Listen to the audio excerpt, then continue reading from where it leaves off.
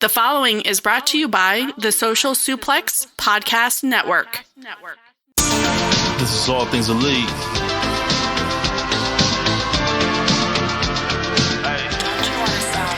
Welcome back to All Things Elite. Load up the pod, man, it's on when we speak. Rich right here, let me warm it up for Austin and Floyd. Couldn't be no one but the boys. When it come to All Things Elite from the fan perspective, swear, man, it ain't no question. Hear from them first. Swear, man, they putting in the work. No, they had to get me for the verse. Social Suplex Network's on. I was at a time in your headphones. Austin and Floyd on the microphone. Backing out on the ring, getting in the zone. Pulling up the show, give it 7 stars, you already know. Who else could it be but the show with the proclivity for positivity? I'm gone.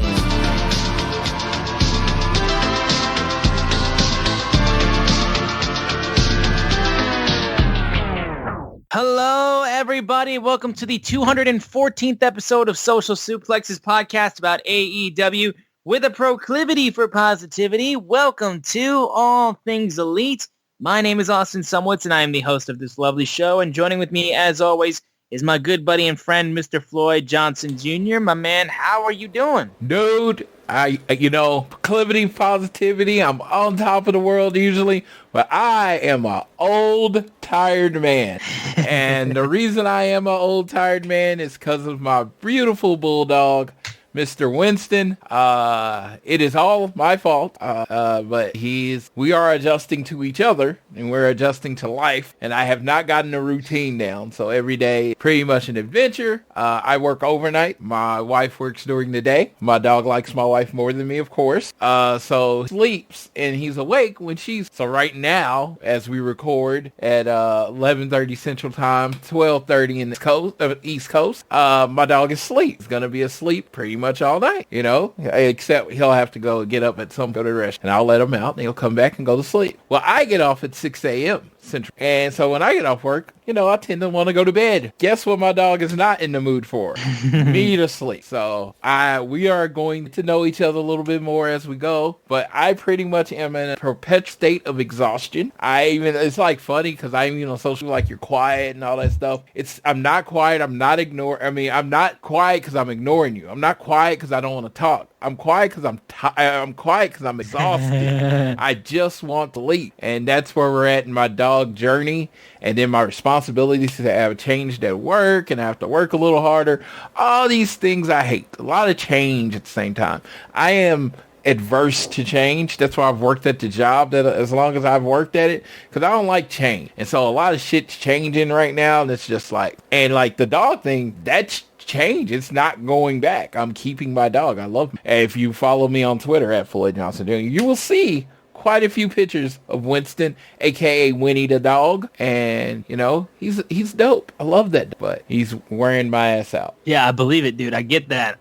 I'm doing all right now. Still dealing with car issues since my accident is still fresh, and I can't get my car in until basically they call me about it, so that's fun. But other than that, I've been excited for Full Gear, and just kind of waiting for everything to really build to this pay-per-view, which I'm very excited for. But yeah, we've got so much to talk about on this go-home show of AEW Dynamite, so I think we're just going to go ahead and get right into everything.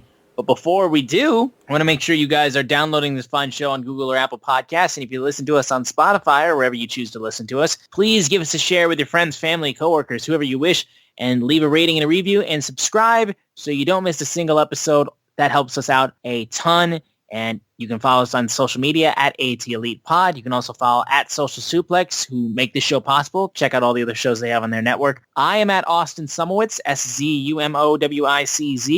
And Floyd is at Floyd Johnson Jr. on Twitter. Of course, the news of the week, we are headed into Full Gear.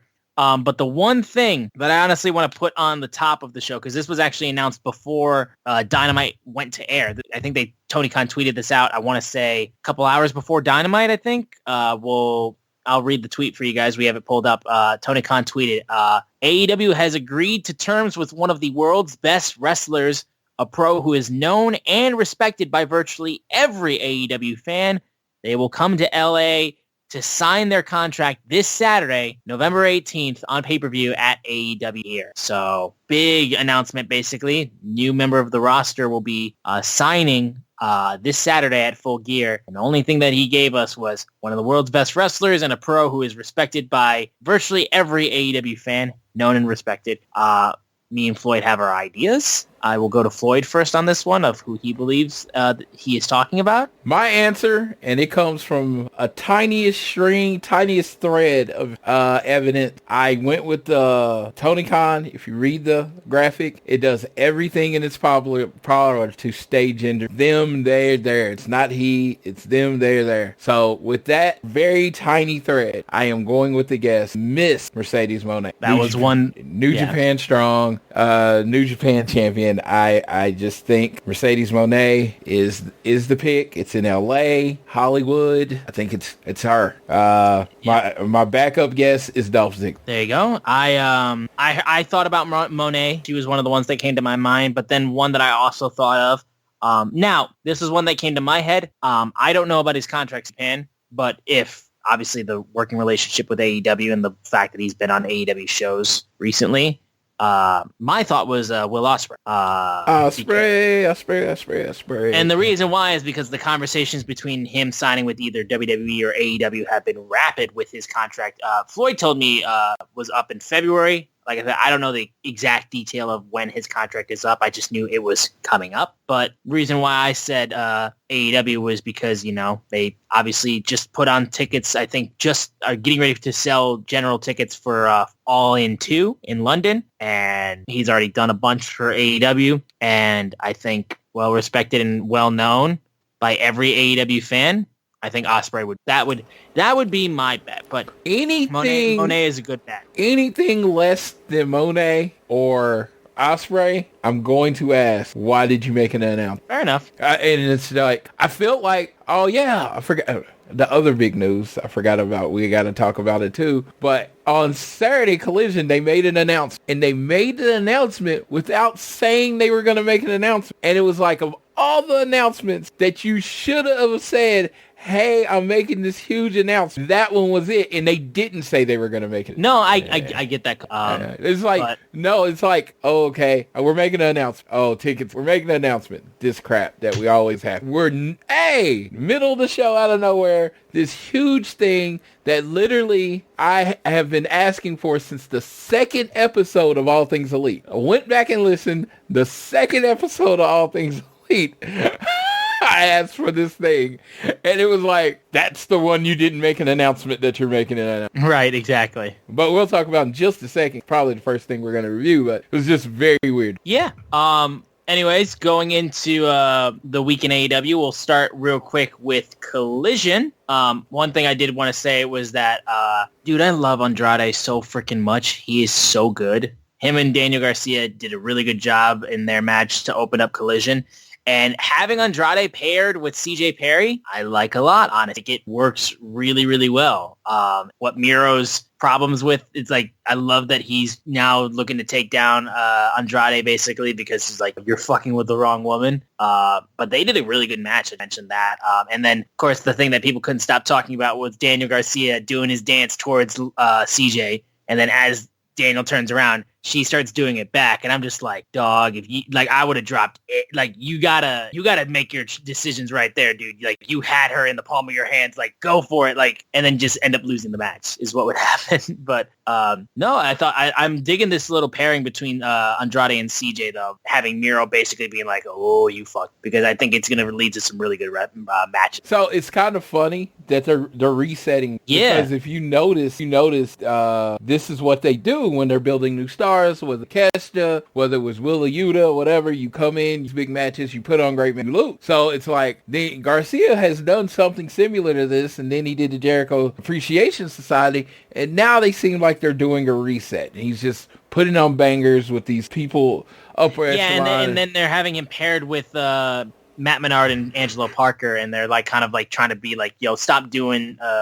shit, like, don't shake his hand, don't do this, like he's trying to, like, it's almost like Garcia's like kind of trying to lean towards more babyface again, but 2.0 are like, nah, He likes to be cheered. What? No, but no, I'm really enjoying this. Andrade, you can question anything about him. You cannot question him once the bell starts. That man, fucking amazing. Daniel Garcia, the same way. Thought this was a really fun match. Pretty much went the way that I thought it was going to win, and I do love that CJ Perry is with Andrade, because Andrade is one of those people, I mean, he does need a promo. It's just like, he has an impressive look. He's impressive in the ring, but his best relationship in wrestling is when he was with Zelina, and now he's gonna have CJ Perry playing a similar role. Yeah. Only other things I wanted to mention off of Collision was that they made the Julia Hart versus Willow Nightingale match. Basically, when Julia won, she got to insert herself in the TBS Championship match. They would have an eliminator match to determine the other wrestler in the TBS title match on Dynamite with Sue. And then main event was fun to have Sting, Darby, and Adam Copeland team up to face. What?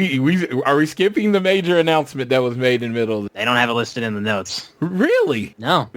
I teased it so we would talk about it, but before we talk about the main event, Tony, there you go. Yeah, no, I don't know if Tony mentioned it. Yeah, go ahead. You can say it. Tony Khan gets on and he's like, "Oh, we like to make this announcement. What's it called? The Continental Classic?" Oh yes. Yep. Yeah, a round robin tournament that'll be placed 12 people placed over the next few weeks, with the finals being at World's End. So, in essence, for all of you that listen to the show that are not New Japan, or never watching, New Japan does this thing summer every year called the round robin tournament with an A block and a B block. There's more than 12 wrestlers in it, though. I will say that. It's usually 20 and 18, 20, something like that. But there's an A block and a B block, and it pretty much goes for a lot of days during the summer. And the winner and then they do a final, and the winner gets the main event wrestle, and it's a beautiful thing. And what I was talking about is on the second episode of all things, maybe third, I was talking about our wish list for AEW, and one of my wishes was for an American G1. And yes, that's what this is. So for people that don't understand the concept of a round robin tournament, there's going to be 12 people, whether they do A block, B block, whether it's blockless. I don't know how they're going to do it. Yeah. We haven't. Everyone wrestles everyone in their block, and like the best record. Yeah. No, in the G1, there's 4 blocks, each containing 8 wrestlers. So that's 32 wrestlers. Yeah, the old school one, like a few years ago, I think with the first one, the only one that I watched the whole thing, it was A block and B block, 10 wrestlers in each one. So that was the older one. Yeah, now it's everyone, up to 32 wrestlers, and it lasts significantly. Yes. Like, it lasts almost a month. Yeah, and it's beautiful. It's fun. People don't think Americans have the attention span for it. I am hoping they are wrong. Impact had the global series. Impact did, TNA Impact did a version of this. Don't think, like, I watched it. I don't think it was as good as what you get, because the thing about G1 is a style. It's not just a match style. It is like, when you're doing G1, it is like, oh, is this going to be a G1 level match? Because they're generally banger after banger, night after night kind of. Yeah, so there's some that, like, there's normally at least one match during a specific night that is kind of like, whatever. Like, I remember, like, the first night of this year's G1, they had Chase Owens and Gabe Kidd, and I think their match didn't even crack this. Yeah. Every other match was, like, at least over 10 minutes. There's a couple where, like, they don't go too far. But other than that, normally you get, like, legit banger. I mean, like, I can't think of a night, dude. I remember night 4. You had Evil and Eddie Kingston. You had Naito versus Goto. You had Tamatanga and Ishii. Like, there is, and Tanahashi and Shane Haste. Like, there was some fucking wild matches. Will Ospreay Kenta was the next night. So we've had many conversations in many of my wrestling groups. AEW is literally one of the deepest wrestling rosters ever, as like the deepest of just really good wrestlers, right? Oh yeah. So we've done our 12 men, and it's like you can do themes based on the 12. We did one where it was just all people that had never held the AEW world title, like, so Kenny Omega Hangman wasn't making the list, and it still was awesome. We did all the ones that had, like, really never gotten a world title shot. It was awesome. So the fact that whoever, I just want to prepare everybody, whoever your favorite is or whoever you want, they're only doing 12. So someone's going to get left out that you think has to be in it. No, that's the thing. This is them testing the waters with this type of idea, I will say, because again, like this is a New Japan level thing that they're trying to do, but they're doing it on a smaller scale with it just featuring 12 wrestlers. And it says 12 of AEW's top stars the way that they're made. And I know all our fans of the people that listen to this show are rational, happy people, but could you spread this to your other rational, happy fans that this is the first time that they're doing it?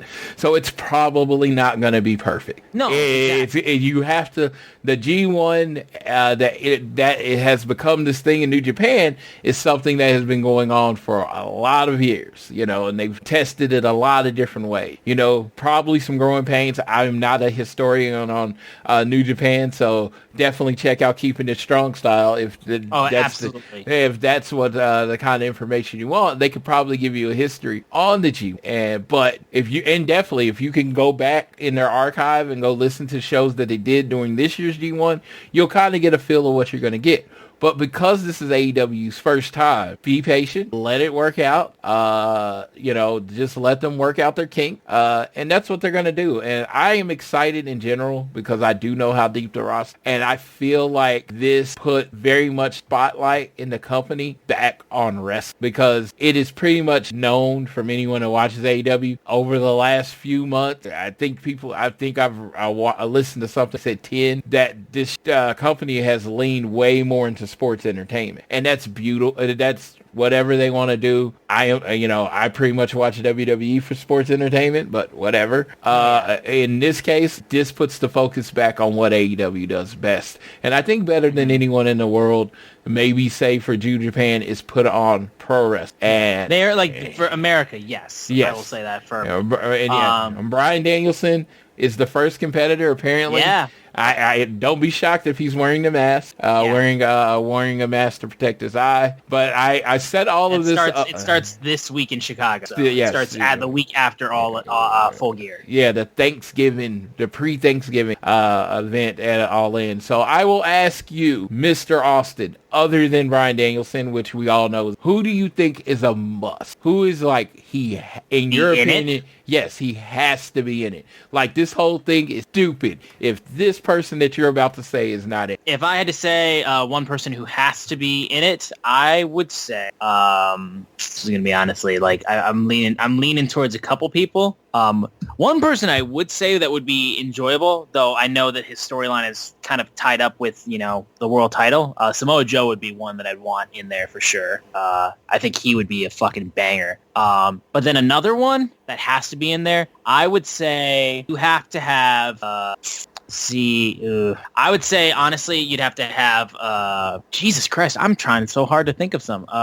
Orange Cassidy. I would say, just because I know he can go and go and go and go. My guy, and I literally don't think it makes sense if he's not in it. Swerve. Yes, I was gonna say he's up there too. Yeah, I just think in the build of what they've been doing with Swerve, I think he has to be in it. I don't know if he wins it or whatever, but he has to be in it. He has to be the president in this thing. And if who I would I would love it if he was back. I know I believe he got hurt, but if Pac was back, I would love Pac being in this. Oh, absolutely. Yeah, Pac was, when we were kind of doing our mock 12, we had Pac in it. But the great thing is it is going to be going on basically all of December. So when I go to 3 shows in December and one being in Oklahoma City, so I will get to see. I would say too. Yeah, that'll be fun. But I would also say too, this could be a really good shining spot to put Keith Lee in as well. I would say I would want him. I don't know if he's a must, like the whole tournament's crap if he's not in it, but I do want him in it. Yes. What I would. The World's End is on December 30th, and now, as much as I was like, oh my God, I'm not going in anything else, it did have me looking up flights to Long Island. The reason being, it's the thing I've said since when we drove to see FTR versus the Young Bucks. When you give me something that I have longed for, I like to reward it. And I think I really would want to be at the first final of the Continental Classic, which I put this post on Twitter. This is the last time we're going to refer to it as the Continental Classic. It is the AEW A1 from now on. Yes, it's the A1. It is the A1. Yes, like the steak sauce. A1 is what it's going to be referred to. Continental Classic sounds like straight out of 1986 Mid-South. I think the A1 would have just been, or the E1, the elite one. Either way. E1 would honestly be pretty good too. Yeah, and either one would be funny. Because, I mean, to me, when you're taking something that is obviously from something else, give the ode to it. You know, give it to, you know... You give your ode to the thing you're stealing. You're like, give New Japan their credit and call it like, because everybody knows this is AEW's G1. Let's call it the A1. Let's give it AEW Grand Prix. Whatever. Give New Japan their shout out on this. And I'm hoping one of the 12 spots is. There you go. One other thing too, moving on, like I said, the only other things I wanted to mention off of getting back to Collision 2 was in the main event. We got to see a pretty nice trios match with Sting, Darby, and Adam Copeland teaming up against Lance Archer and the Righteous. It was just good to see them teaming, like building up towards their match at Full Gear. I thought the match was pretty fun. And like, it literally got a "This is awesome" chant from the start of it, which I thought was pretty cool. Yeah, I mean, it's Edge and Sting in the same. Exactly. So, like, there you go. That was all you needed really to carry the match. Yeah, that's awesome. And before we get into Dynamite, actually, I wanted to mention something that was also announced today, and this is regarding Ring of Honor, because we saw last week about Samoa Joe relinquishing the television championship after he proclaimed himself the longest reigning and greatest television champion of all time. So they've announced that they are going to be doing eliminator matches leading up to Ring of Honor Final Battle, which is December 15th, and it's going to get 6 wrestlers in the match for a 6-way survival of the fittest match to crown a brand new television champion. That was it. So we got 2 kind of side things like going on at the same time, where you're going to have the Continental Classic and you're going to have the survival of the fittest matches to determine who's going to be the 6 people in that match for Ring of Honor. Yes, and the fact that I get to see a survival of the fittest match live, pretty cool. Yeah, it's going to be pretty wild to see who they get in and all of that. Yes. But moving on, we'll go ahead and get right into Dynamite to start things off, the go-home show.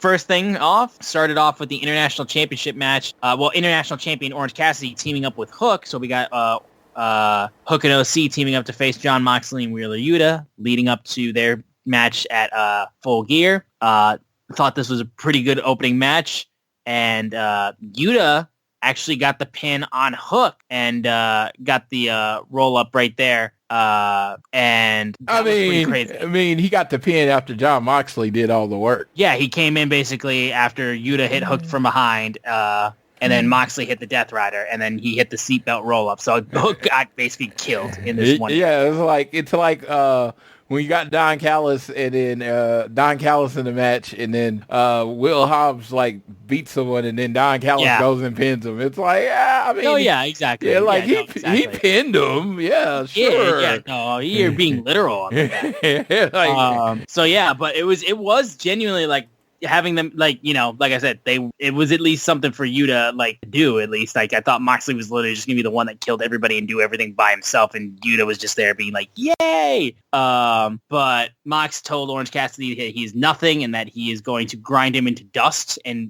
win the International Championship. Again, I'm so excited for this match. The story has been super just cut and dry. Like, these 2 guys are going to kill each other. Orange Cassidy needs to prove it to himself and to the world. I'm just very much looking forward to it. And just from the inches of like the stuff that we got of Orange Cassidy and Moxley, they're going to beat the hell out of it. Oh, absolutely. It's funny. This is going to be your favorite wrestler. Mox finally getting his Rocky 3. Yeah, no, for real. Yeah, this is Rocky 3. Like, he is dominating Orange Cassidy at every spot, and now Orange Cassidy have to step up and try to fight him on Saturday. I mean, it works. It's a trope that works. You know, the unbeatable monster. The only thing that was interesting about that was because, like I said, it's a little bit odder with that because Orange Cassidy lost to Moxley the first, and then Moxley gets hurt, and then Orange Cassidy just gets the belt back a second time. So like, it's got elements of Rocky 3. But then also, like, I can't think of another story that, like, off the top of my head that, like, does that kind of thing where it's like, you won what you got, what you lost back, but you didn't beat the guy. I can't think of, I'm on the top of my head, I can't think of another story to pull from, but it does get that kind of, like, sort of, like, oh, well, now I need to prove that I can actually beat you. Yeah. I couldn't. Yeah, and this, I mean, even Orange Cassidy, from the moment he won the title, he was not celebrating he didn't tell. He just the confetti was out, and he just walked out, and he looked like nothing happened. I even made the comment. It was like, oh, it just kind of happened. It's like, yes, because he didn't. That's gonna be. Oh yeah, no, it's gonna be one of my most anticipated matches, I think, from the show. Then we get the face to face with Hangman and Swerve Strickland. So the absolute shit slinging between these two. There was a no contact rule. If they attacked each other, they would be banned for the rest of the year, which is a month, basically. But Swerve and Hangman face off. Hangman doesn't even let Swerve get a word in. He's basically like, you know what? You want to know why? I know why you went into my house. You're a coward, a fraud, a worthless waste of human life. But you wanted to be world champion, but I look into your eyes and I see you don't have it in you. You can't cut it. You are not the man that you think you are, and it's the reason why your fiance left you and your kids don't talk to you. And I'm just, God, here we go. And he's like, you want to make it personal? Okay. You surrounded yourself with yes men. And if you weren't so dumb, you'd realize Nana's just using you. Makes a living off of your back, and he literally is just making money off of you. So, and he's buying weed from a kid. And he's like, nah, I'm going to beat your ass, Nana, and I'm going to steal your weed. Fucking a ridiculous line. Like, just absolutely ridiculous. And then he basically says, like, I taught kids for a long time. Taught a lot of lessons, and this Saturday I teach you a lesson, and it's going to be the last one of your pathetic life, that you should have never came into my house. And we don't need lawyers or cops because I am your judge, jury, and executioner at Full Gear. And it is for this Texas death match. And he said, we couldn't lay hands on one another, but they didn't say shit about Nana. And he jumps Nana, and Swerve can't do anything. Yeah, no, I mean, like, this feud is, like, gross and bloody and all that kind of shit, and it's like, this makes Hangman feel so much more threatening and more like the Hangman, because Hangman's kind of fucked up, you know what I mean? He's got some demons in his head that we all know about, and seeing them come full out and him being so about this whole thing, it's great. It's going to suck when Swerve loses, because I love Swerve and I wanted him to, just keep winning, but you're not beating the Cowboy in a Texas match. You're just not. Yes. This is the Adam Page that I've wanted. This is him. This was him. The passion. After seeing this dude should be in some kind of feud at all times, and it should be the main focus. On a show where there is a world title match between two of our best modern day villains, we have a tag match with my favorite tag team.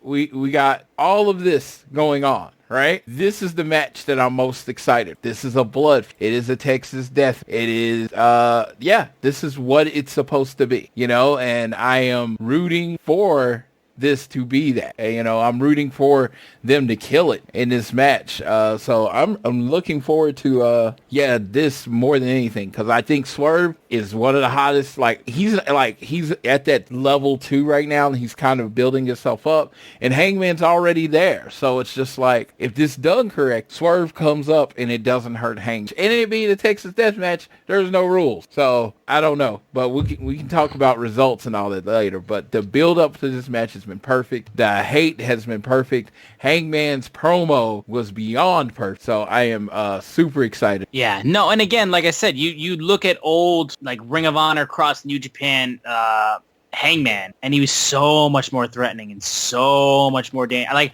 I loved the anxious millennial cowboy storyline that they did with Hangman, but at some point it came to a head where I was just like, I don't, like, this dude's not a threat, you know what I mean? Like, and this makes Hangman seem so dangerous, and I like dangerous. I mean, like I said, I think this works really well. There was a backstage interview with Roderick Strong in the Kingdom.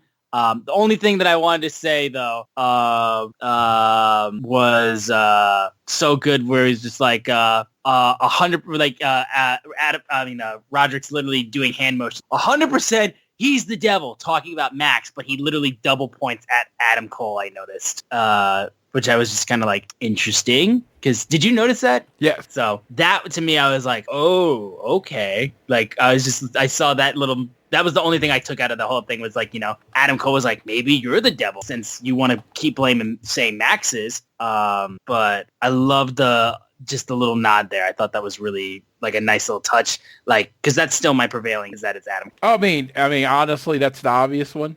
And it's like, even to point, it's so obvious it wouldn't just, but I, of course have wanted it to be other. Yeah, obviously the Boynich, one a lot, prevailing with him growing the beard, all this stuff and looking old. It looks like it's going to be some version of Adam Cole and a lot of other. So we'll see. Hopefully we find out Saturday. But yeah, I think Roddy Strong's really I won't say he's been bad, but he's been interesting. It's been interesting for sure. Like I said, it's going to really come down to after Gear, how things all shape out.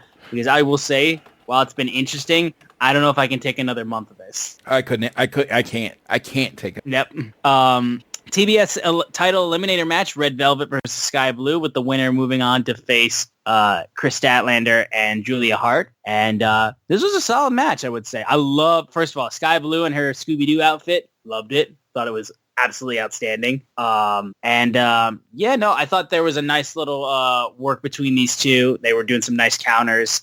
Even though the match was clearly going to be Sky Blue winning the match, I thought Red Velvet put in a good showing. Got a nice reaction from the crowd, actually, which I love to see. Sky Blue got the win, and she's like full on like stone-faced, like ready to take the TBS title. I think those three are going to do a really good job, though, at Full Gear. I love Sky Blue. I love her whole. I think she's developing. A great wrestler. This one, I don't like her finish. Oh, the Code Blue? Because I think it requires too much. So it requires her timing to be perfect. There's too many points of failure. It's the leap onto the back, it's the flip over, and then it's her opponent getting the timing. And guess what? It rarely comes off looking good. And in this world of professional wrestling, especially, it matters how things. So I'd rather you do something boring and it looks good than try something incredibly difficult that looks terrible. Fair enough. I never really had a major opinion on it, so I never really... It's just like last night with Red Velvet, so clunky. It's like I almost wanted Red Velvet to kick out and then they do it again because it looked like... Right, you wanted to just do it again. Yeah, like it didn't even look like she hit the ground very hard. It's like, and it's not like, oh, I need super realism, but I need you to either look super real or I need you to look smooth. Pick one, and it neither looked either one. All right. Well, there was a quick little backstage promo of Miro talking about CJ brings out the worst in herself and the worst in me. And Daniel Garcia, I don't pray to God anymore, but you should stay away from CJ. Same sort of thing towards Andrade as well. He kind of cut a little bit towards him and Daniel.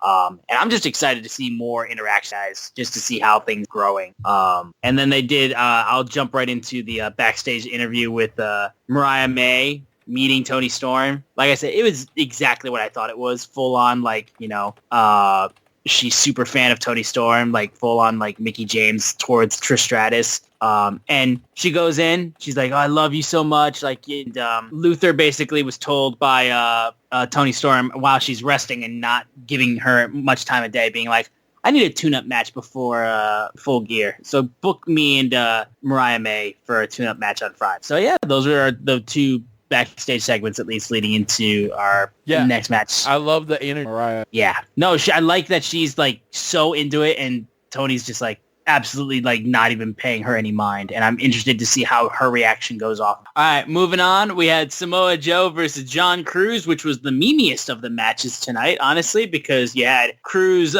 kicking Joe in the leg and he's blocking every single one and just smirking at him like, dog, what are you? And he like blocked every kick. And then we had another instance of Joe walking away from somebody trying to jump off the top rope. But this one was a special one because John Cruz, while he's mid-flight from the top rope splash and Joe's walking the other way out of the way of the dive, he literally looks over like, bro, what the fuck? And then just hits the ground. Like, it's it's like the best meme-worthy shit. Like honestly, spectacular. Like it's so funny. Like, and I don't care how many times Joe does it. It is the funniest thing ever. Like it's so good.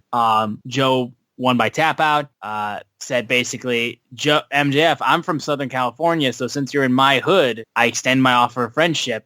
Time is limited because you're going to find out whether you have my friendship or not, because I am Samoa Joe and I am inevitable. Once again, being like, you'd better team with me for Full Gear if you want a chance to defend those Ring of Honor tag titles.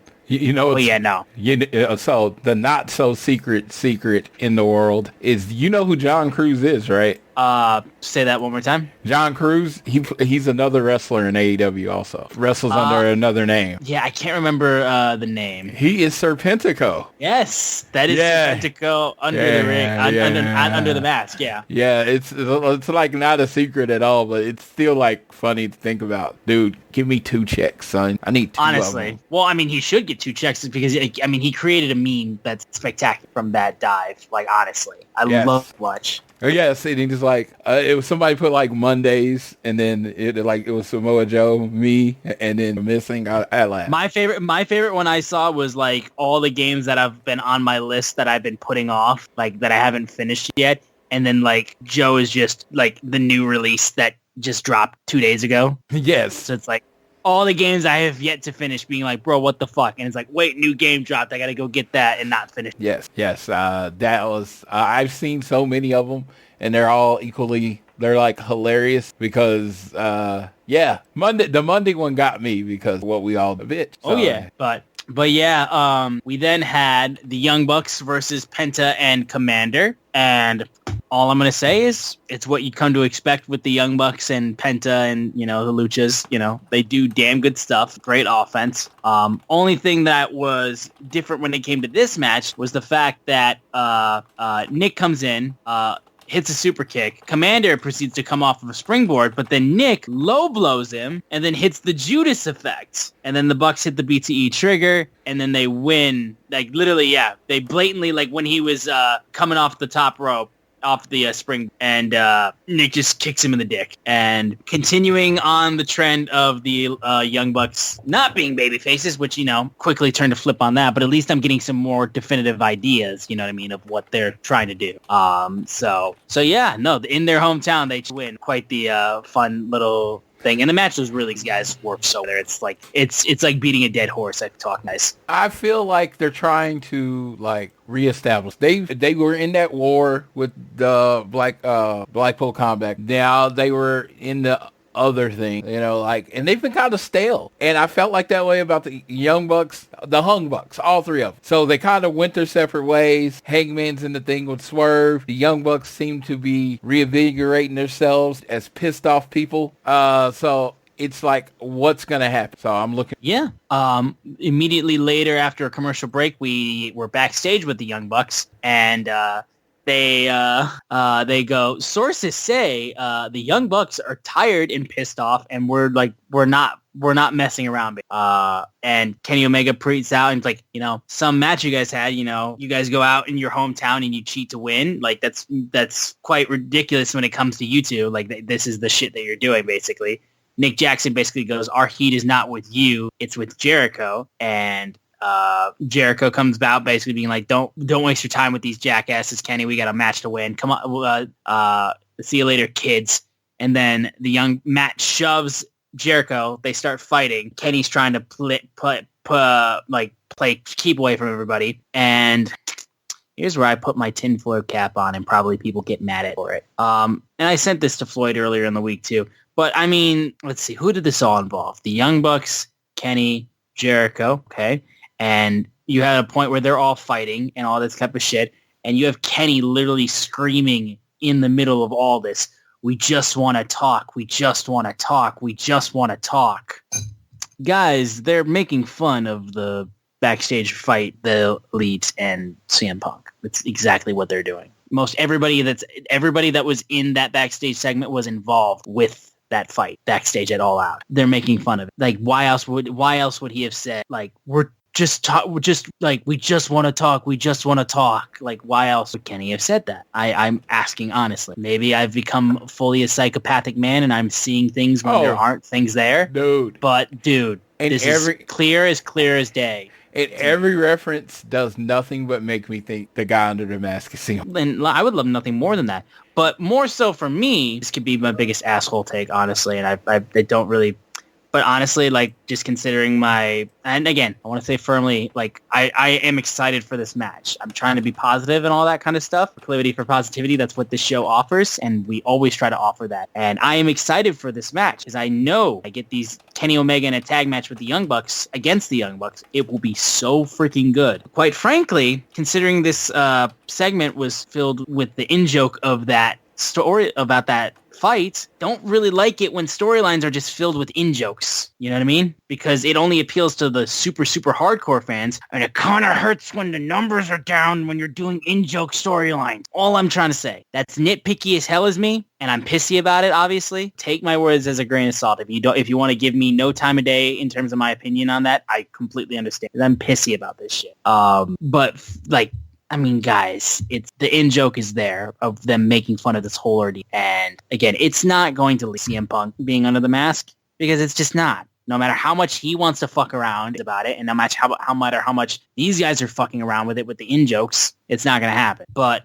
quite frankly, I don't believe CM Punk is coming back to wrestling, period. So, like, that's just me, and he's just fucking with both sides. That's what he's doing on social media. And I'm just like, you know what, have fun, but, like, I'm just going to enjoy when you were on. But, you know, up until the Young Bucks joined the Don Callis family, that's all that this needs. So that way I get some definitive, actual storylines instead of just in-jokes fueling the whole thing. You know what I mean? Well, I want to be very upfront. If this doesn't end up with CM Punk at some point going back in AEW, then it just pisses. No, it will not. Because the reason being is that there are diehard Punk fans that are still watching AEW because they love AEW. And it's like you're just like, you know, thumbing your nose at them. And I'm twisting the knife, yeah. Yes. So, and it's like, you're like, well, you know, you talk about heel, talk about being bad guy. Yeah, that's great when it leads to something, yes. Right? That's why the heel's supposed to do bad thing, yeah. And then the good guy is supposed to come make your words for doing the bad thing. That's why I said too, like when this eventually, like we talked about the idea of them leading this to them joining the Don Callis family, and then like Young Bucks will get comeuppance being part of the Don Callis family, because eventually that whole thing's going to crumble with Kenny Omega and him going after Don. I do think there would be payoff on that. But again, like, it's beating a dead horse. You guys won months ago. And quite frankly, we don't need to be talking about this anymore. And the fact that I can still see these in-jokes and shit like that, like, we're months removed from that, like, I just want it to stop. Because I don't want to talk about this. Like, because I don't believe in any shape or form he's showing up anyway. Even the people that are saying that he's showing up at Survivor Series, I don't believe that either. So, quite frankly, I just want to stop talking about it, because every time I talk about this, people get mad at me. So that's it. I'm excited for the match, but I'm tired of this Young Bucks like shit, and I hope that this storyline at least gives them a jolt of, like, you know, something to do and purpose, because we've said before that we think the Young Bucks have gotten stale. And them being heels, I do think they're spectacular at doing. But I just need something to cap off from all this. Otherwise, it's just going to be annoying. And I'm hoping I'm proven wrong on Full Gear, which I think I will be, because I think they're going to knock it out. Moving on from that, they're going to kill it. They're the Young Bucks. No, they are going to, yeah. They're the Young. Yeah, simple. It's just how that's why it bothers me so much, because they are so good. Yeah, I think you put Young Bucks and Kenny Omega on opposite sides, it literally doesn't matter who the fourth guy is, but the fourth guy also happens to be one of the greatest professional wrestlers, you know, ever, in Chris Jericho, who literally never disappoints in a big match. They will kill it in this match. That's the thing. It's all I want to come out of this is just purpose for the Young Bucks. You know, Kenny Omega and Jericho and them to put on a great match. That's all I want. That's what's going to happen on Saturday. We had the Guns get an easy win over Peter Avalon and Jacoby Watts, and then call out about, you know, you're going to lose those titles because it's going to be 2-on-1, so you won't be Ring of Honor Tag Champions anymore. Wardlow had a video package talking about how he's going to make the devil his bitch. Then, right into, so excited, the Like a Dragon Guidance Street Fight. Chris Jericho, Kenny Omega, Kota Ibushi, Paul White versus the Machine Brian Cage and the Don Callis family, Nosuke Takeshita, Kyle Fletcher, and Powerhouse Hobbs. I want to preempt this by saying I have actually played a couple games from the Yakuza / Like a Dragon franchise, specifically Yakuza 0 and the not the recent Like a Dragon game, but the one before. But I have played some of not to completion because those games are way too long for me and I don't have the time, but I have played them and I have enjoyed them. So I am actually slightly familiar with some of them. Floyd only plays Madden. Yeah, I was say I play Madden in wrestling game. Yes. Mm-hmm. Yeah. But no. So, for example, when I saw Konosuke Takeshita dressed up as Majime, I popped for that. I thought it was honestly spectacular. When they showed the little preemptive video on social media of Jericho, Omega, Ibushi, and Paul White walking out from the parking lot, and they showed their little like team name like flashing on screen like the way that it does in the Yakuza series, I thought that was spectacular. Honestly, I thought it was a nice little effect. All the shit they had splattered all over the ring I thought was pretty entertaining, and the stuff they showed on the Jumbotron too was also nice little nods to the game. And even though it led to the dumbest spot in the entire match, Ibushi riding the bicycle was just so spectacularly ridiculous. So I will say firmly, as somebody who's familiar with the series and like saw the street fight, I was laughing my ass off. This made me laugh so hard. It was so funny, so entertaining. And like I said, it was just nice to know that like, you know, they got the references in there. And it's cool for me because I knew the game. I immediately thought to Floyd though, and I was just like, this man has no idea what the fuck is going on in any of this. And I know he's just going to be like, okay. It was a wrestling match that happened. I did not feel anger or anything towards it. I felt nothing. It was just like, oh, this happened. Pretty cool spots, especially Will Hobbs. I was going to say the one thing that was going to come out of this that I think was honestly spectacular was the Powerhouse Hobbs body slam to Paul White on the car. Like that was honestly like the biggest bump that Paul White has given, I think, anybody years, and it looked vicious. So honestly, I thought that was the best thing to come out of the match, like just in terms of building characters and stuff like that. And again, the Ibushi bike spot I know is getting ripped apart by some. I saw specifically Brian Alvarez was ripping into it. I thought it was funny. I thought that's what it was. No, it was, like I said, I've seen this man ride bikes and do stupid shit on wrestling. Like, it was nothing out of the ordinary for Ibushi. Ibushi was in this match literally hitting himself in the face with a sign. It wasn't how the match ended, so there's no like, oh my god, it was so dumb. No, it was like, and again, Ibushi it was just a spot in the match. And Ibushi's a psychopath to me. He's so, like I said, I can't take my eyes off of him when he's on screen because he's so insane. Yeah, no. One of the reasons why I love him so much because like you just like literally can't look away from this man when he's on screen because he'll just do something like out of complete like nowhere. Yeah, I'm very upset we didn't get the moonsault off of Paul White. I thought he was going to moonsault off of Paul White at some point. Paul White was unfortunately dead and couldn't answer the phone. Yes, and he did everything he could to make Will Hobbs good, and that's what they came in here for. I mean, that's like the older guys, like Mark Henry, Big Shows. They're helping to try to develop the young guys, and a lot of people. Lot of people will Hobbs. That was Will Hobbs in this very little time with the Don Callis family. Will Hobbs has looked like Will Hobbs. Oh yeah, no, absolutely. Also the fucking goddamn tombstone that the tombstone pile driver that Ibushi took from Kyle Fletcher looked absolutely like devastating. I thought that shit looked like insane. Like that looked like it was like onto through a sign that was propped up multiple steel chairs. It looked vicious. But in the end, Kenny Omega wins the match. I would be stunned if he didn't. He's the Sega guy. Like, he literally got the game, all that kind of shit. Like, I would be stunned if he didn't win this match, and he beat Brian Cage by hitting the V-trigger and then the One-Winged Angel. I will say firmly, like I said, I enjoyed the stupidity of this match and the references to the games just because I am familiar with it. I understand why everybody else would not like this or would just be like, I don't even know what to say. At the very least, I said, I didn't dislike it. I didn't really feel anything. Like, it was a fun match. The guy that I thought was going to take the pin took the pin. It's going to continue this going forward. This wasn't like the blow off or anything. So, right. Like I said, I didn't have a problem with it. I like AEW's purpose. They're supposed to be trying to grow. And you like these little, like, you like these things where they advertise the products and all that stuff because that's a part of the marketing. That's a part of growth. That's the business side of AEW. As a fan. Oh, and too, like, also these little, like, crossovers that they've done, like, are honestly pretty, like, today, actually, there was a video that was tweeted out from a Doja Cat concert, and we remembered the Paint the Town Red video they did with all the women wrestlers. They played that before the concert. So, like, there was just a promo for AEW and their women's division through the Doja Cat song that they played before the concert, which they did not need to do, but they did, which I thought was genuinely freaking awesome. And that is awesome. And, you know, like, I honestly don't know any music for Doja Cat other than this song that they did for AEW.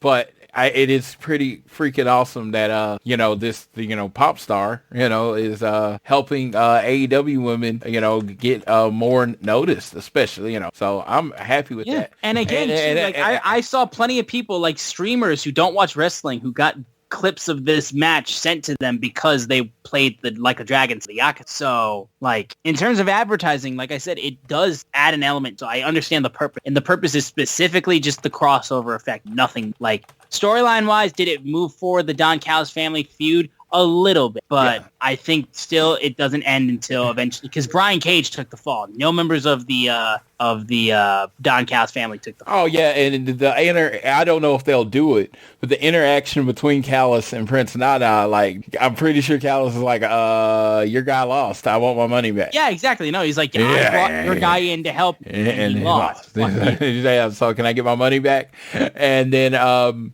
like I said, it's just Don Callis' family still looks pretty strong. I thought Takeshita looked awesome in this match, especially he did. with No, his gear and Takeshita stuff. was fit the best. Like, I didn't know he was a character from the game, but I figured he was a character. You know what I mean? Because other than, you know, coming out with the eye patch and the jacket and all that stuff, it looked like cosplay. I just didn't know what it was cosplay of. The match was fun.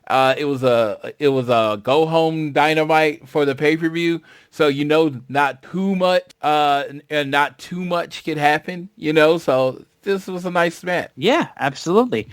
Side note, I want to point this out because this has been going on Twitter recently, but at a Revolver Wrestling show, Swerve Strickland just got jumped by Hangman Page. Really? Yep. It was at a Revolver Wrestling show, and Hangman just came out from the crowd, came in the ring, and started brawling with Swerve. Wow. If you search up Revolver, yeah, it's literally... That's pretty awesome. Right now. Which, yeah, again, like I said, this feud's banger. I'm loving it. The show, then Dynamite closed out, because that was the main event match, was the Like a Dragon match. We then had MJF come out, basically being like, it's coming out and apparent to him that no matter how much MJF tries to outrun his past, it's catching up with him. And every time he tries to open himself up to people, those people then get hurt. So he said to the Acclaimed, same thing I said to Adam Cole. I'm sorry you got hurt. I hope you feel better. And he said, ever since I could remember, I just wanted to be a world champion. I spent every moment of my life trying to make that happen. And he's proud to say that he made it to that mountaintop, but the heiress looks down at this mountain. Men are climbing from all angles with the only intention to shove me off the top. And I'm afraid that I could lose everything I worked for in the blink of an eye. And I'm afraid that I'm going to let you guys down. The old me would tuck my tail between my legs and run. But I'm done letting the past dictate my future. Because I'm afraid, but it doesn't mean I'm going to give up my spot at the top of the mountain. You better send a whole damn army up that mountain to knock me down. Calls out Jay White and says, you have a chance to take my spot at Full Gear, but I don't can. He's like, nobody. And he also then sent a message to the man who stole his devil mask and who hired those goons. He said, I'm going to find out who you are, and when I do, there will be hell to pay. Jay White then comes out and says, you're making me sick. Stop this act because you're embarrassing yourself. You're trying so hard to be the hero, and that's not who you are. You are the villain, always have been, always will be, and you're not fooling everyone. You said you're the devil. You're not the hero. You're not these people's hero. And you know how quickly these people will drop. You mean nothing. You haven't changed. He says, I'm speaking the truth right now. You know that your days as the AEW champion are numbered. And at Full Gear, you will breathe with the switchblade. And he said, if you're not down with that, I've got 2 words for you. Get him. And then Bullet Club Gold jumps in.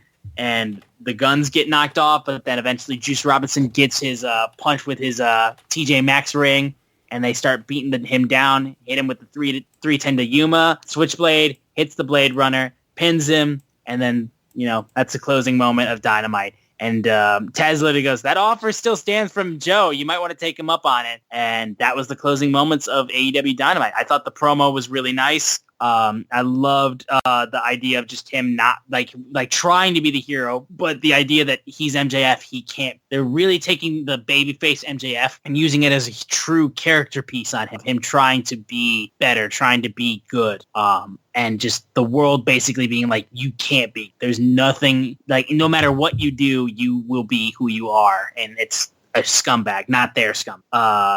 I love it, honestly. This character piece that they're doing on MJF being a babyface has been really entertaining. And I think the way that they're having everything just kind of crumble around him just leads everything up into this Full Gear match when we eventually find out who the man in the devil mask is. I'm hoping that's where we find it out. There again, that's one of those, I always say, it's one of those things that we have set up that we're going to get it there, but no one has said that. No one has said it, absolutely. Yeah, like, I do at least like to think that that's where it goes, because like I said, I don't see Jay White winning as much as I like Jay White, but I do think that the thing that needs to continue, like if he does win, it needs to be because of the Devil Mask guy is showing up and revealing. Yeah, like this was, the ending was great. They've done everything in their power to make you think Jay White's going to beat MJF on Saturday. So, yeah, you know what that means? He's not winning. Yeah. So again, and like we'll talk about on a preview, but I have never been less excited for an AEW World Title. But that was AEW Dynamite, so I mean we'll lead right into all that kind of stuff. So first off, the only thing I want to do real quick is just mention the stuff that is going to be on Rampage and Collision. Collision actually airing on a Friday this week. So I'll just go through that. Banger match. I got to bring it up. Hard-hitting match. Mr. Dax Harwood versus Roosh. Somebody's going to... Dax Hardwood, because they once again hit the nice little spell area with Hardwood. And now they're just, he's literally like, guys, just call me Dax the Axe on shit because you keep spelling my name wrong. Yes. No, that's funny. And yeah, there's going to be some red chest in that match. Yeah. And there are going to be some shots, and I like it. Oh, yeah, for sure. You're going to get on Rampage. Jay White's going to have a sit-down interview with Renee Paquette. So they've that. You also on Collision, you're going to have Saraya and Ruby Soho versus Hikaru Shida and Chris Statlander. So that will be pretty dope. And then what other matches? We're going to have a sit-down interview with MJF on Ramp. And also shout out, there's actually going to be a meet and greet that it's going to happen before Collision and Rampage, and it's going to be freaking Jeff Jarrett and Karen Jarrett. They're going to do a meet and greet before the show in LA. I just saw it. Yeah, that would be pretty cool to meet Jeff Jarrett. He's not going to put you over. Know that. No, he will not. Yeah, just know that. No, but no, Jeff and Karen. Dude, I remember, I will tell this story 100 times. Listen to the show, you've heard it. Well, we were at NWA 70, and my wife was just talking to this, I walk up, my wife's just talking to this lady, and she's talking to her, and the lady looks at me, I was like, oh, hi, Karen. And she's just sitting there like a fan, talking to my wife about, wrestling and everything, and it was just like, oh, that's Karen Jarrett. You would have never known, she was one of the people, helped putting on the show. She was just chilling, talking to my wife. It was like, so yeah, she's pretty awesome. Yeah. You're also going to get Miro versus Daniel Garcia on Collision. And then on Rampage, you're going to get Emi Sakura versus Timeless Tony Storm. And I think that's all the matches, at least, that have been announced for that show, as far to my knowledge.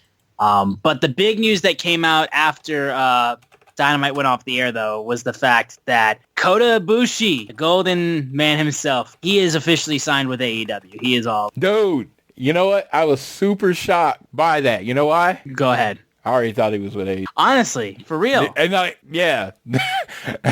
I know he didn't get the graphic, but I just kind of assumed he was with AEW. Yeah, no, honestly, since he's been doing so much, I thought that they had just already, done it and just not made the graphic. Yes, yeah, I thought they had done it, not made the graphic yet. Thought he was getting RJ City. So I am very excited that he's with them. I know, he's big and then from what I understand, not moving to America, so they use him when he can. I don't necessarily expect him to be on Dynamite or Collision every week. So, but regardless, it's just nice to have him finally. So I will take that at the very least. But now that we've literally gone over Rampage and Collision for this week for what's been announced, I think it's time to preview Full Gear. We'll just go match by match, and then we'll give our predictor. Dude, I am super excited about the show, and it's funny because, like I said, I'm not really super excited about the world title match, but the show still is like from top to bottom, just really good, and it's gonna have a lot of great matches on it. Yeah, no, like I said, I think Jay and MJF will do fantastic work, but it's definitely to the point where it's like, I'm excited for it, but not excited as like other world title matches I will firm. First up, the 0 Hour match that was announced, MJF and his mystery partner versus the Guns for the Ring of Honor World Tag Team Champions. First off, partner, and who wins? Oh, Samoa Joe is his partner, and I really, really want him to lose, but I think they're gonna. No, I unfortunately, I want a normal tag team to hold the Ring of Honor Tag Team titles too, but I think my thoughts go directly to you. I think it's going to be MJF and Samoa Joe, and they win, and I'm going to be upset about it. And I think it's going to be the beginning of a terrible night for our Bang Bang Gang. There you go. We'll go TBS Championship now. Julia Hart versus Chris Statlander versus Sky Blue. See, here's the way that I view this. I view this as I still believe that Sky Blue has not fully recovered from the Black Mist. So I think Chris Statlander will not walk out as TBS champion. I think honestly, because my mind goes towards, I think it should be Julia Hart. I'm going with my heart, ironically, and I'm going with Julia Hart with help with Sky Blue screwing over Chris Statlander. Oh yeah. I think that's the way it ends. Sky Blue and Chris Statlander like hit Julia with the move, and then Sky Blue knocks her out. And they take advantage, and I think Julia is your new TBS. Yeah, sweet. So we're matched up on that.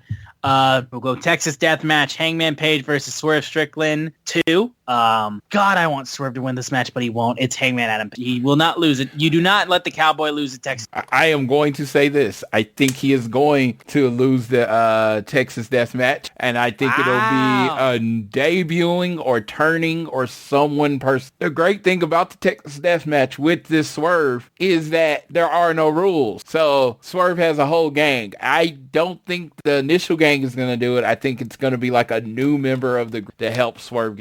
Listen, I would love nothing more than that, but I just don't believe a Texas Death Match Hangman loses. But prove me wrong. I will pick Hangman even though I want AEW World Tag Team Championship match. The champions, Ricky Starks and Big Bill versus LFI, House of Black, and FTR. See, my mind for this, I would say the safe bet is FTR, but I honestly don't think they win this. I think even though there's been really no major usage of it, I think, I don't know. I'm going to say House of Black, actually. We'll just say the whole House of Black gets the win tonight with Julia as well as House of Black, even though Saturday. I'll say House of Black. You know what? I'll do a wild card. Well, it's the Kings of the Black Throne, sir. And as much as I love my FTR, I have long said when people were like, Malachi Black's not being used. Malachi Black's not being used. And I was like, well, you have your dream matches of Malachi Black and his little singles matches and all that stuff. But my dream match was King of the Black Throne versus FTR. And I think the best way to get the Kings of the Black Throne versus FTR is the King of the Black Throne walking out your new AEW Tag Team Champion. And wow, we're really matching everything. They are an established tag team. because they are your current PWG tag. So they are an established tag. Not mad at them. And you set up to get to FTR versus Kings of the Black. I would love nothing more than that, honestly. So we're matched up on everything so far. Hikaru Shida versus Timeless Tony Storm. I'm picking Tony just by pride at the Tony Storm. And I feel bad because I love Shida. Shida's been one of my favorites like since the start of the women's division, but it's Timeless Tony Storm. My eyes only belong to one woman. Okay, I mean, at this point, with all the energy that you've put in to Timeless Tony, I have to back her. I'm not talking about you. I'm talking about AEW. All the energy that they put into it. It has to pay off with her winning gold. She has to win. How would her Hollywood homecoming be if she didn't actually win in the quest for gold? Yeah, like, honestly. No, it makes no sense. Like the whole last month or 2 months of her has been waste of time. But her, yeah, waste of time. Yeah, so honestly, God, if I'm even being like not taking my love for her out of it, like Shida winning makes no sense. You know what I mean? Because all of the effort has been towards Tony Storm and her quest for gold. So it has to be Tony. Yeah, no, like it doesn't make sense for it. Would actually make me angry if it's anyone other than Tony for real. Young Bucks versus Chris Jericho and Kenny Omega, the Golden Jets. I will pick the Young Bucks from them being cheating and aligning themselves with the Don Callis family. If it's Kenny Omega and Chris Jericho winning and the Young Bucks and Kenny and Jericho just shaking hands in the middle of the ring, I will turn because I straight up cannot stand the idea of the Young Bucks just having a banger match and then going back to just playing the hit. I'm sick of it. I need them to do something different. So Young Bucks win thanks to help from the Don Callis. Yes. I completely agree. Don Callis gets his tag team. He gets his tag team, which is the Young Bucks, in the group. Don Callis family continues to grow. I love it. Kenny Omega and the Young Bucks on the opposite side. I love that even more. My other thing is Chris Jericho turning. Fair. And because he was supposed to join the family. So I don't know. I try to think of like at least more than one way to go, but I think Young Bucks joins the obvious. Yep, for sure. Adam Copeland, Darby Allin and Sting versus Christian Cage, Luchasaurus and Nick Wayne. I think it's going to be the babyfaces winning, and I think it's going to be Nick Wayne taking the... Yes, on all of that. Yeah. All of that. Okay. No. See, that's the whole thing. I can't everybody, because I was like, dude, I feel like Edge had that initial, or Adam Copeland had that initial, hey, here we go, right? Hey, but here we go. But the thing is, too, is like we know how much of a slow build they're doing towards the actual singles match between Christian and Adam Copeland, which we know is like the legit, like, we want it. I'm going to throw out some wild speculation because honestly, we agreed too much, so that was boring. Okay? Yeah.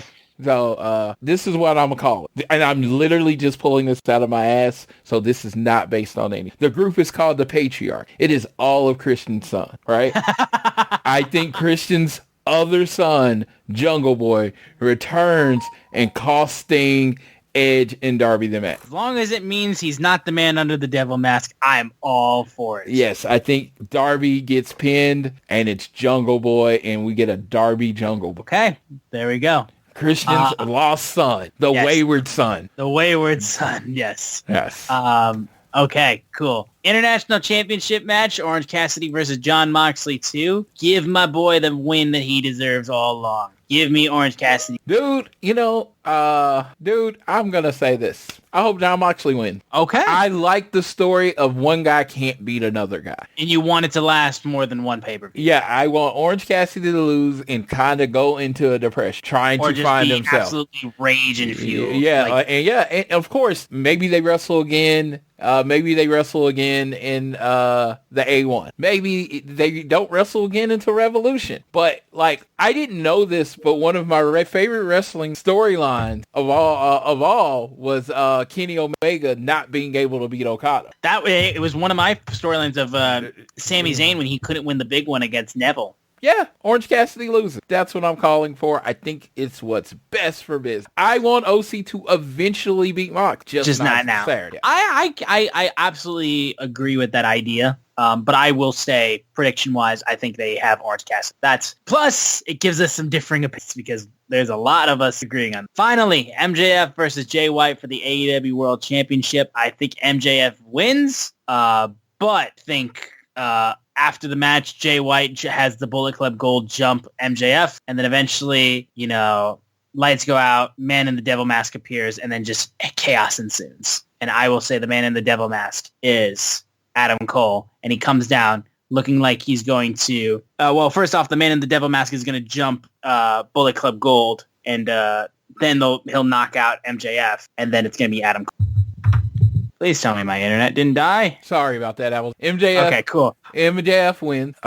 They start jumping. The lights go out. The person comes out. Man in the Devil Mask, because I am a stubborn son of a bitch, is Mr. Phil Brooks, a.k.a. CM Punk. Oh man, if this happens, going to suck. I think when it happens, you give Tony Khan Booker of the Year for the greatest swerve job of all time. He pulled the wool over everybody's eyes. And at World's End, it sets up CM Punk versus MJF. CM Punk says, hey, I didn't have to steal your title. I have my own. And he pulls out the X. Let's go. Let's fucking go. Am I wrong? Probably. Actually, I'm pretty certain I'm wrong.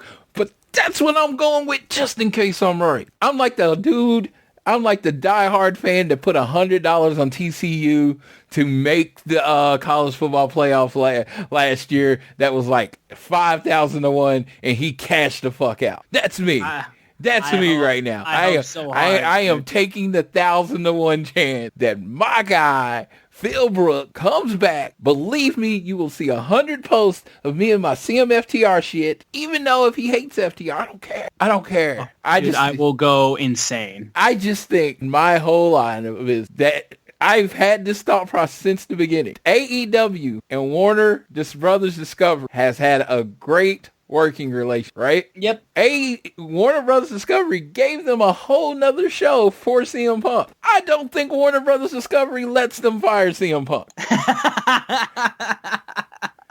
Maybe it's ridiculous to think, but they put money into a show. They don't want to see that money go to waste. Exactly. Look, man, like I said, no, if it happens, I will be insufferable, and I will never shut up on this show. It never shocked me that Tony Khan would fire him. It never shocked me that he would quit. But the fact is that Warner Brothers Discovery would let that man leave always seemed like unfathomable. And Saturday, when it doesn't happen, which I am certain it's not going to happen, I will be wrong. And I'm okay. And he will admit it, yes. Because I am sticking to my gun that it makes no sense for CM Punk not to be this company right now. Look, man, you're more you have more stick-to-itiveness than I do because I gave up on that long ago. Honestly, it's just it makes no sense. I know, man. Dude, trust me, I've never stopped saying how much I hate this. But like, listen, I've molded into my depression of just being sad, and it's just. And then afterwards, I've just been sulking this whole time. Afterwards, the resale ticket market bottoms out for Survivor Series because it's honest for next week in Chicago. Yes, it bottoms out because guess what? The one thing everybody hopes can't happen. So not only you know. Billionaires can be petty. Not only would this be the biggest swerve, it would also kind of fuck over WWE in the show next week because everybody's predicting CM Punk. But guess what? Again, I am very much aware that this is unlikely to happen. But I love it too much, so I'm not letting it go. All right. Okay. Well then, that is our Full Gear predictions. And yeah, like I said, we're excited for the show. It definitely feels like, the main title match doesn't have the same level of juice as maybe some other ones. I think still this card looks fantastic, and I'm so excited for this pay-per-view. And yeah, I think this is going to be a damn good show. Oh, dude. So rumors of my death have been greatly exaggerated. Every time AEW has a dud show, takes the angle, I have a friend that always tells me this to follow, right? AEW will not fall into my eye until they put on a bad, not as good paper, not as like, oh man, they usually put on A+ shows. This is an A- show because that's really like the worst any of their papers have ever got. So till they put out a dud paper, they aren't going any. You know what I mean? Like, to me, that would say more about AEW and where they stand is them putting out a dub pay-per-view, which honestly, to me at this point, I feel is impossible. Yeah, no, I'm so excited, dude. And I think everyone who's going to be in LA for this show, y'all have a blast. I think my friend Jared will be there. I'm pretty sure. But yeah, it's going to be a hell of a night. I can't wait to sit down and watch this whole thing. But hey Jared, if you listen to the show, which I seriously doubt. So, hey. Yeah, he's got way more things to do than to listen to me talk about wrestling. I already call him enough about it. Hey, and just to let y'all know, I know some people have a problem with it. Throw me on double. I'm good. Throw me on double time. I'm good. Knock the show in half. I am okay with it. I am okay. I know some people like listen to it how you need my pregnant pauses. I don't give a fuck. Download the show. Throw that shit on double time. Enjoy. Yo, that is going to do it, though, for this episode of All Things Elite, guys. Thank you guys so much for tuning in and listening to us. If you enjoy the show, please continue to download it on Google or Apple Podcasts. And if you listen to us on Spotify, wherever you choose to listen to us, give us a share with your friends, family, coworkers, whoever you wish. Be sure to rate, review, and subscribe so you don't miss a single episode. And follow us on social media at AT Elite Pod. You also follow at Social Suplex, who make this show possible. And also check out all the other shows they have on their network. I am at Austin Sumowicz, SZUMOWICZ. Floyd is at Floyd Johnson Jr. on Twitter. Everyone, please enjoy Full Gear. It should be an incredible show. And I will let my good buddy Floyd take us home on this episode of All Things Elite. All right, everyone. Thanksgiving is coming up. Enjoy it. Holiday season. Enjoy it. Watch a cheesy Netflix Chris Lee's because I love it. Or Hallmark or wherever your preferred channel of cheesy Christmas movies are. Yeah, but enjoy the season. Take it all. Tell your family you love them. This last few weeks, I've had a lot of like close friends lose people, and it just reminds you every day that you tell everybody how much you care, how much you love them, how important they are to you, and do all that kind of things and stuff. But most important, well, not most important, but a little less important, support wrestling, all of it, as much as you can, as much as you can tolerate. And if you need a break, take a break. And if the online bothers you, be online less. Whatever it does, but enjoy the wrestling, enjoy life, enjoy everything. But most importantly, I'm going to leave you how I always leave you. Whether it is home, work, or school, always do your best to be elite.